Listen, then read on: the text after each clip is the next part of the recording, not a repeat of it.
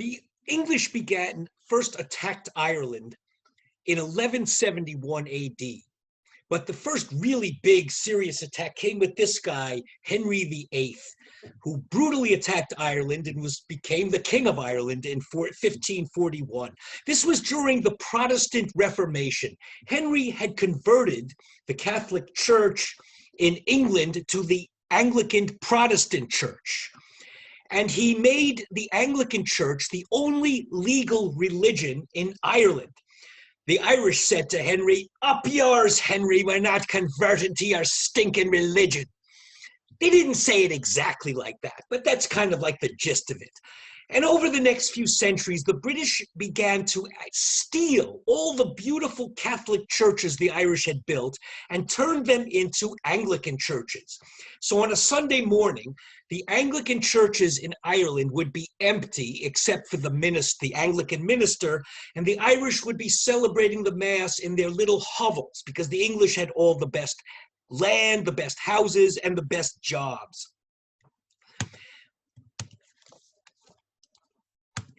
Henry's daughter then, Queen Elizabeth I.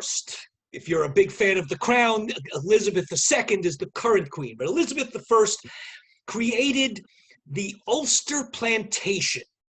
The Ulster Plantation was these 6 counties, if you see my cursor, up here in the north, where she ethnically cleansed most of the Irish Catholics out of this area, moved English Protestants into these counties, England over here, and also Scottish Presbyterians. This is Scotland up here, moved into these Ulster Plantation. The Scots became the Scots-Irish, the ones that moved there. The next really big blow against the Irish, though, came about 85 years later. The English actually had a Catholic king, James II, who was allied with the Irish Catholics. The English Anglicans were going to have none of that. So they invited this German Protestant warrior prince named William of Orange to bring his army to England to overthrow James II. They called this the Glorious Revolution, which was actually this brutal civil war that was fought mostly on Irish territory. And the armies of William of Orange crushed James II and the Irish at the famous Battle of the Boyne. James II fled to France, and from this time on, the English completely controlled Ireland. And this war was utterly brutal. The Europeans had certain laws of warfare and humanity that they were supposed to follow, but the English and William of Orange considered the Irish savages, so they didn't have to treat them with humanity. They slaughtered tens of thousands of women, children, elderly people, and destroyed their food sources to starve them out. About 100 years after William of Orange, the Irish revolted again. And this was a revolution led by this guy, Theodore Wolfe Tone. This was inspired by the French Revolution.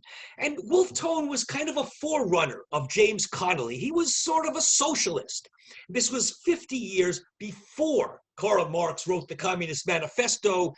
Theodore Wolfe Tone said, "Our independence must be had at all costs. If the men of property will not help us, they must fall. We will free ourselves by the aid of that large and respectable class of the community, the men of no property." Wolfe Tone's revolution was crushed. He was arrested, he was tortured, and executed. Many of the Irish revolutionaries who survived this revolution fled to America, where they were not welcomed at all by the so-called revolutionaries here in the United States, such as President John Adams, who didn't want these real revolutionaries from Ireland stirring up the masses of people in America against the ruling class. So he and his Federalist Party passed the notorious Alien and Sedition Acts. The alien part was meant to oppress the Irish. Back across the pond, in 1800, the English passed what was known as the Act of Union, creating the United Kingdom of England and Ireland. They merged the two countries together. Now Ireland could send representatives to the British Parliament and vote. course, the Irish Catholics weren't allowed to vote or send members to the parliament. Only the Anglo-Irish, Irish people descended from, who were Protestant and descended from the English. So it was a bunch of bull, really, the Act of Union. The main reason for the Act of Union was that now, when the Irish revolted, they were no longer fighting to free their country, Ireland, from England. They were now committing treason against their country, the United Kingdom of England and Ireland, so the British could now execute them for treason rather than treat them as prisoners of war. Nevertheless, the Irish 3 years later revolted again, and this revolt was led by a guy named Robert Emmet. The revolt was crushed. Robert Emmet was tried and sentenced to death for treason against his country, the United Kingdom of England and Ireland. But in his last statement at his trial, he had some rather famous words for us. He said, "Let no man write my epitaph. When my country takes its place among the nations of the earth, then shall my character be vindicated. Then may my epitaph be written." Robert Emmet was then executed.